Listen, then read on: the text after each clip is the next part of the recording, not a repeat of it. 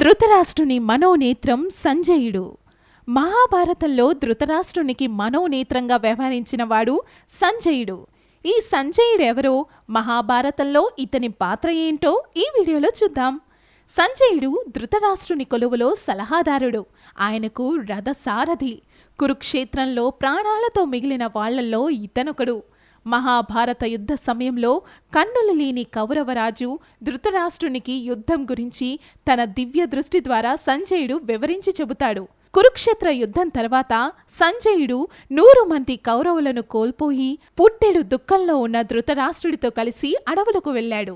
మహాభారతంలో కౌరవుల పక్షంలో ఉంటూనే వారు చేసేది అధర్మమని, దానివల్ల వినాశనం తప్పదని చెప్పగలిగిన ధైర్యశాలి సంజయుడు.